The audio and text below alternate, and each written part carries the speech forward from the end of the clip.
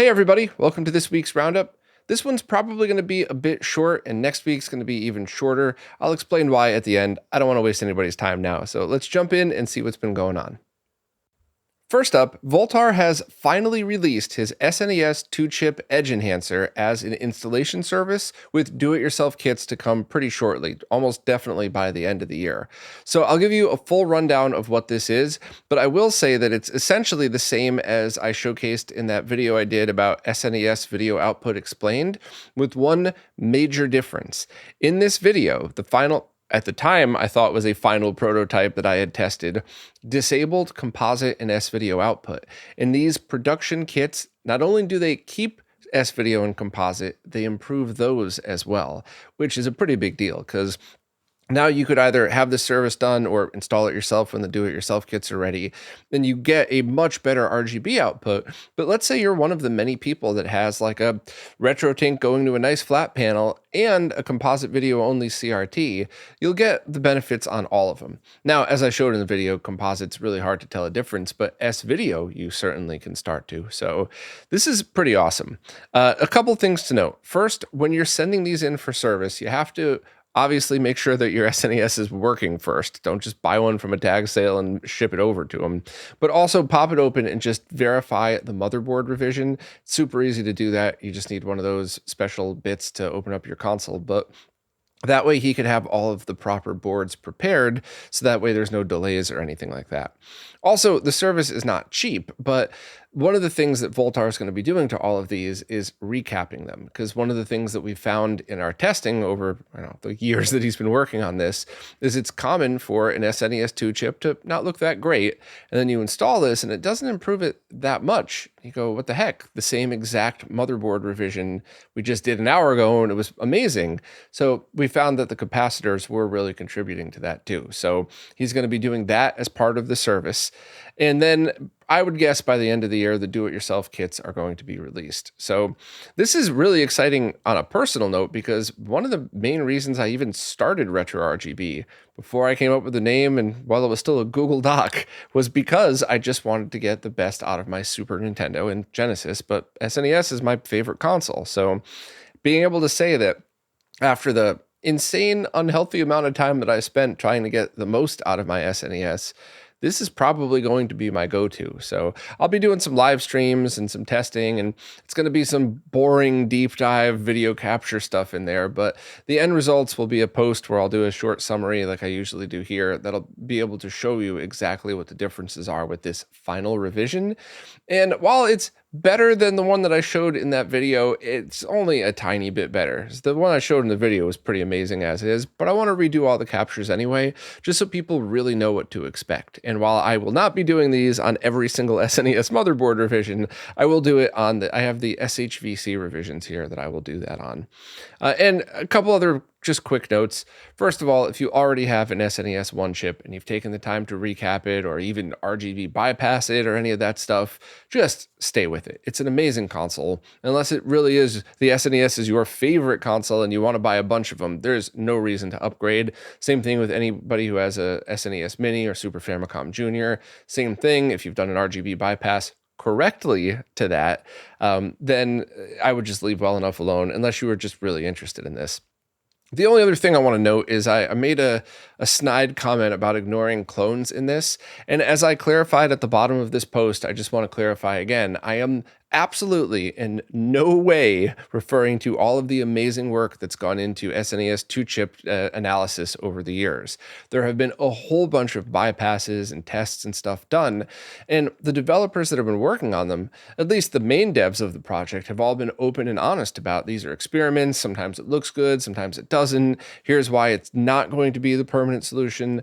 That I have nothing but appreciation and respect for all of those devs. And even the stuff like the Opus mod, that is an awesome one as well. It's just way harder than this one. I think that might eventually lead to a pretty awesome HDMI mod for the SNES, but I just have nothing but love and respect for those, and I don't want people to get my clone comment mixed up with that, especially the devs, because like I said, I have nothing but appreciation for them, and if it wasn't for them putting the hours and hours of testing into this, we might not have been able to get this far, because we might have just been chasing tails. When I say we, this was like 99% Voultar, but I did help, and all of the knowledge that I gained over the years because of devs like that really helped steer him away from, no, that was already done, try it again if you want, but don't spend too much time, just confirm that it doesn't work, move on to this type of thing. And yeah, so this is awesome. I'm excited. And if you're a fan of the SNES, check this out.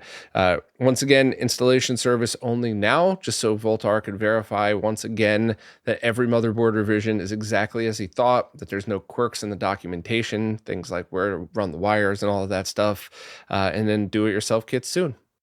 Next up, Dan from the Shiro crew just posted an update to the homebrew that has been going on in the Sega Saturn scene. It's still a few months away from the homebrew competition from Sega Extreme, but this is more of just kind of like a bring you up to speed in what's been going on. And I'm going to very quickly just skim through these, but if you want teasers, videos, pictures, and a lot more info, please check out Dan's post. First up is a visual novel. There's also an untitled frog game that really showcases what you could do with 3D platforming on the Saturn, which anybody that knows the history knows it was a bit more challenging than it would be on other consoles. Flashback, The Quest for Identity is continued to being ported over to the console, which is pretty neat. I remember playing that game at some point, but I don't remember where or on what platform, so I feel like I need to give it another try someday. The homebrew version of the X-Men arcade port to the Saturn has been updated with new levels and stuff, and another character, and there's a whole list of changes for this one. There's a normal mapping demo that gets pretty detailed on how that stuff could be done, and basically there's a couple of videos to support that as well. So if you're into Sega Saturn homebrew, whether you're a developer yourself or whether you're somebody like me that's just a huge fan of this stuff, at the very least, I strongly recommend scrolling through Dan's post and seeing what everybody's been up to and the progress on these things.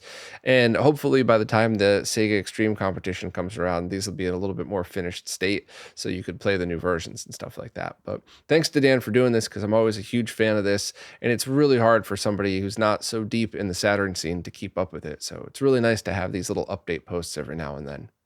This is your last chance to get a Retro Game Restore purple NES shell. So these are the ones I talked about a while ago that ended up getting delayed for a number of reasons, including the quality needed to be up to speed and equal to all of the rest of the Retro Game Restore shells, which anybody who's purchased one of those immediately understands what I mean by that. They are really high quality, and it's one of the many reasons why they're so expensive.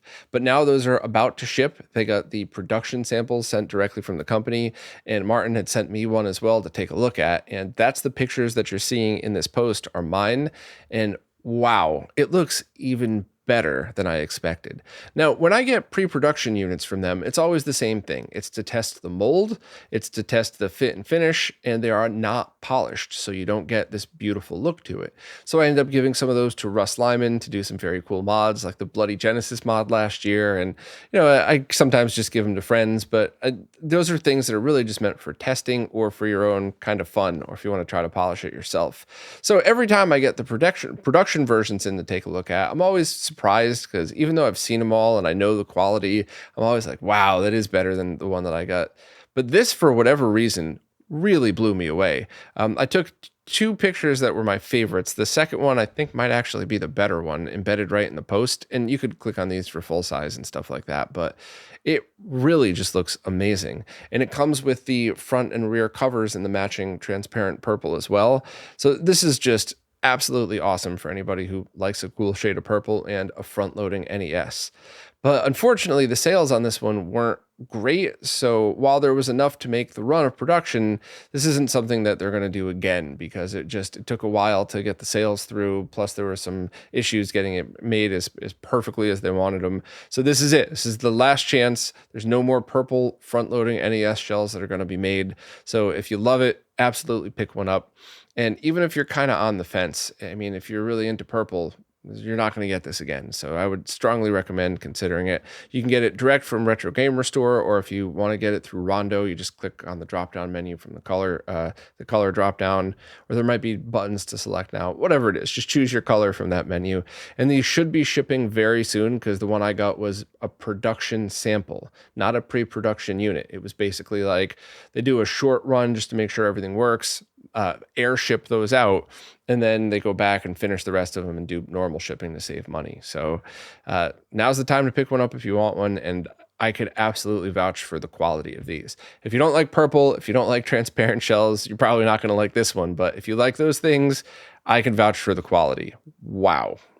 Next up, JT Studios is now selling that awesome SMS to MK2000 cartridge PCB adapter, and they also have a 3D printed case for it that they're selling for an extra $15.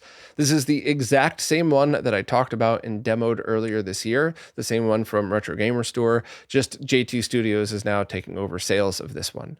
So I'll give you a quick rundown of what this is, because if you have an MK2000, this is really exciting, a Japanese Master System. If you don't, you probably don't care, so skip to the next section. I mean, that would love. But basically, this allows you to take the cartridge PCB of a Sega Master System game, plug it into this, and plug it into a Japanese Master System, the MK2000.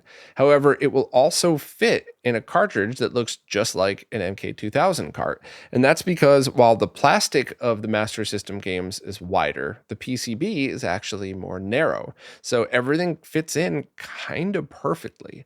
So if you have something like a bunch of original Master System games that you want to play on an MK2000, this is probably not the one for you. You'll have to get one of the ones that sticks out tall up on the top or sticks out the back or something like that. But if you have something like an EverDrive that you want to put into this in order for you to have the full library on one cartridge that looks just like a normal MK2000 cart, this is the perfect thing for you to get. The total price would obviously be about $40 plus shipping, and all you would need is then just to supply your own EverDrive, but it even has the slot in it for the micro SD card. So for me personally, there is no right answer for this, or I guess there's many right answers is the way to say it.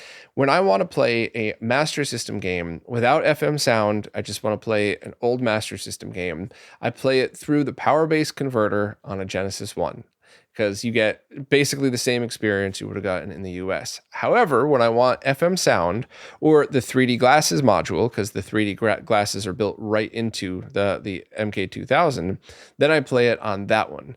I also sometimes want to play one on RGB and sometimes in composite, because those 3D games sometimes blend better with composite video. But you know, I don't know why I said that. Everybody has their own choice and they could all just play these games how they want, but I just love that I own an MK2000, and I just think it's very cool that I get to experience the games slightly different, even though you could do all of that stuff on the power base converter. It's just, or an original Master System. I just think it's fun to have two choices like that. Built-in FM sound, built-in 3D glasses adapter, built-in rapid fire adapter, if that's something that matters to you. But yeah, so if you're interested in this, if you're one of the few people that are, basically me, Stika, and a handful of other people are super excited about this, especially because you're able to buy the own cartridge shell now.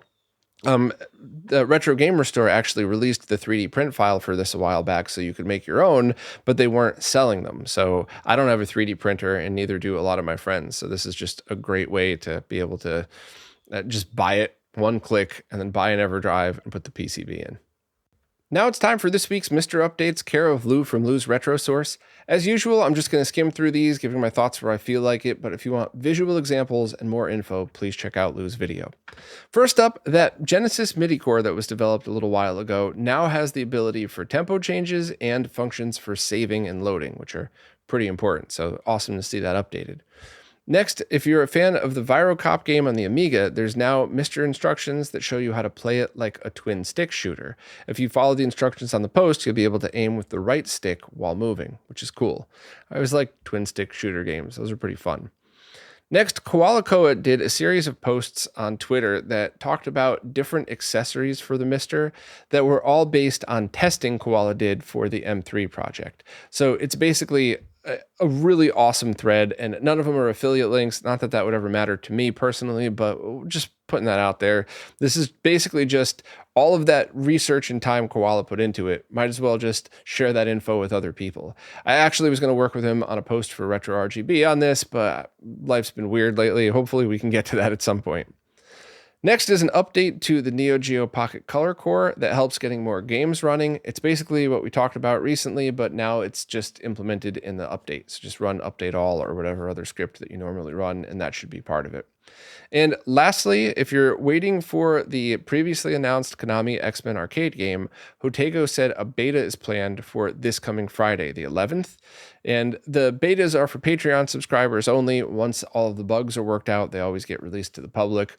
As I always say, I fully support that model. I think that's totally fine to have both incentive for supporting, but also a closed group of people that understand these things are beta and they're not going to be perfect, and then release them to everybody when you're done.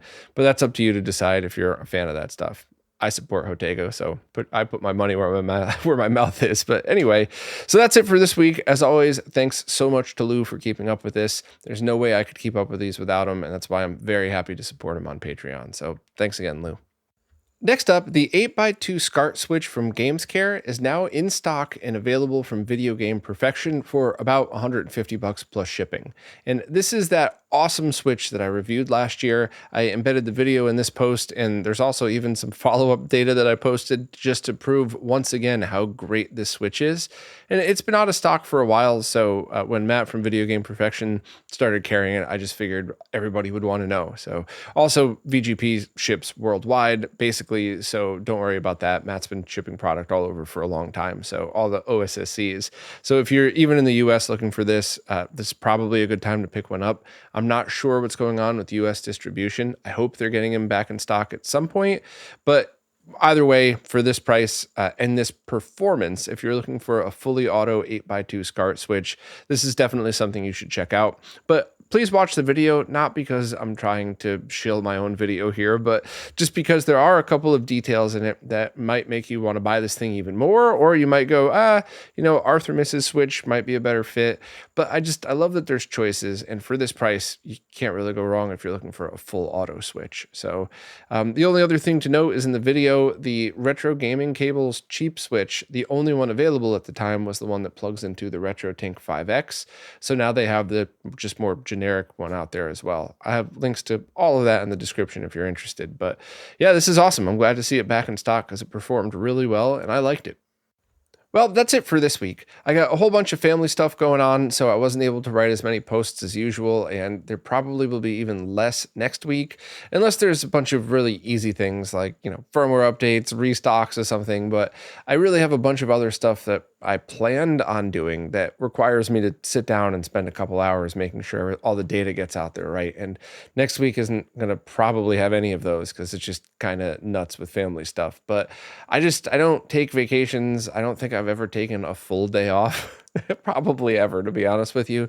And that's just how I roll. I enjoy what I do, so I don't really have a problem with that. But I think I probably should have done something like take a week off and then just jump back in the week after with an extra long podcast. But I don't know. That's just kind of not how I do things. But I'm always interested in your thoughts. I mean, is having a potentially 10-minute podcast next week something that you don't want? Would you rather wait 2 weeks and get a 40-minute one, or just keep doing what I'm doing? I always listen. I don't obviously always change my opinion every time I read somebody else's, but I do always read people's opinions, especially when they're at least mildly polite. I try to take the angry ones into consideration too, but I'm only human. Sometimes I just ignore them. So any thoughts you have on that, let me know, but I'm just going to keep punching away, and things should be completely back to normal in a couple of weeks, and I should get back into some deep dives and get back to finishing that insanely detailed video I've been working on for over a year. I got a lot of stuff going on, and hopefully you'll enjoy it.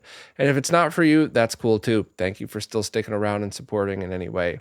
Speaking of which, as always, thank you to everybody who watches, listens, plays nicely in the comments, and especially thank you to anybody who supports in any way whatsoever, because it really is you who's keeping all this stuff alive. So thank you very much. Sorry for any of the very loud birds chirping that might have bleeded into the mic before, and I will see you next week. This week's Roundup is brought to you by Neo Paradigm Entertainment, connecting Southeast Asian influencers with opportunities in the West.